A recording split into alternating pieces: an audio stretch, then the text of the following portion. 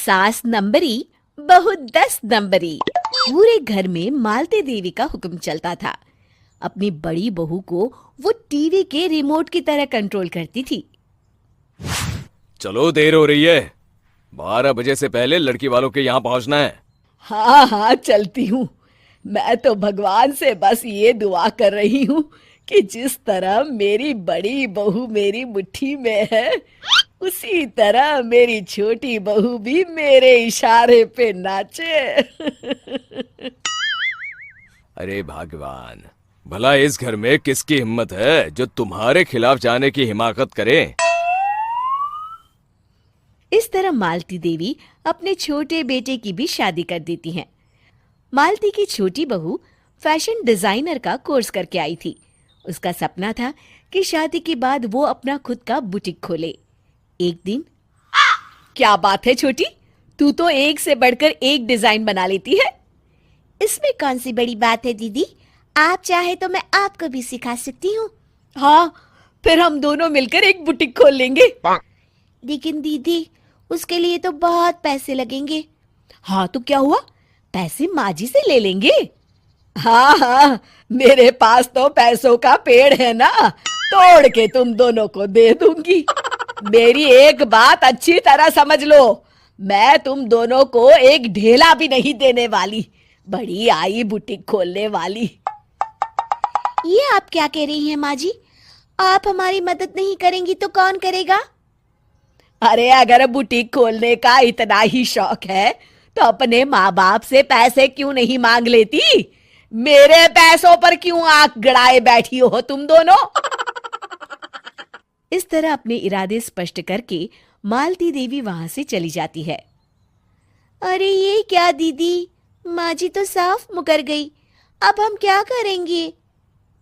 तू चिंता मत कर, बुटीक तो खुल के ही रहेगा। कहते हैं कि घी जब सीधी उंगली से नहीं निकलता तो उसे उंगली टेढ़ी करके निकालना चाहिए। माँ जी अपने आप को समझती क्या है? पूरी सोसाइटी जानती है कि माँ जी ने अपनी सास को घर से निकालकर उनकी दौलत पर कब्जा कर लिया है। हाँ दीदी, अब तो जैसे को तैसा करना पड़ेगा। फिर दोनों बहुएं मिलकर एक साजिश रचती हैं। एक दिन, अरे नालायक, जरा ठीक तरह से पैर दबा, बिल्कुल मजा नहीं आ रहा। खाने पीने में तो कोई कसर नहीं छोड़ती। तभी वहां बड़ी बहू हाथ में एक फॉर्म लेकर आती है। माँ जी, आपके लिए एक खुशखबरी है। सरकार सभी बुजुर्गों को हर महीने 10,000 रुपये पेंशन देने वाली है। अरे ये क्या कह रही है तू? क्या सच में मुझे हर महीने घर बैठे 10,000 रुपये मिलेंगे? हाँ माँ जी, दीदी सच कह रही है। कल टीवी न्यूज में इस बारे में बता रहे थे। बस आप ये फॉर्म पढ़ के इसे भर दीजिए और अपने दस्तखत कर दीजिए। मैं इन्हें ले जाकर जमा करवा देती हूँ। अरे नालायक, बड़ी कामचोर है तू। इस बुढ़ापे में कहाँ तुम मुझसे फार्म भरवा रही है? खुद ही भर ले, मैं दस्तखत कर देती हूँ। ठीक है माँ जी। फिर बड़ी बहू बड़ी चालाकी से फॉर्म के पन्नों के बीच प्रॉपर्टी के पेपर छिपा कर रख देती है और उन पर मालती देवी के दस्तखत करवा लेती है।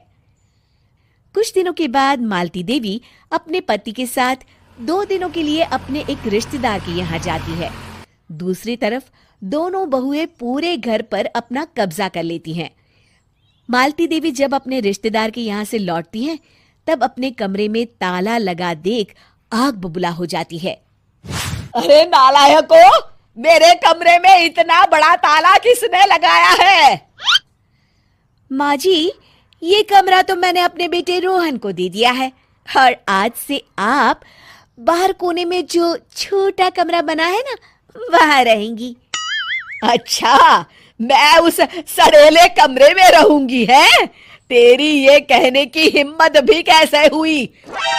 और मेरी इजाजत के बिना मेरा कमरा देने वाली तू होती कौन है?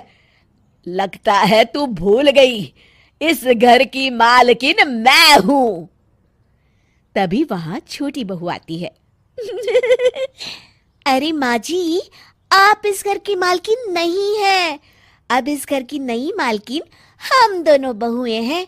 ये देखिए, इन प्रॉपर्टी के पेपर पर आप ही के दस्तखत है। अरे भाग्यवान, ये तुमने क्या कर दिया? दस्तखत करने से पहले एक बार ठीक से पढ़ तो लेती।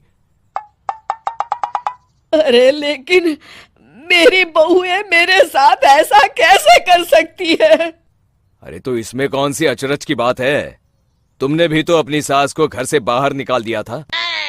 टूटा फूटा ही सही, शुक्र करो कि इन दोनों ने कम से कम हमें रहने के लिए कमरा तो दिया।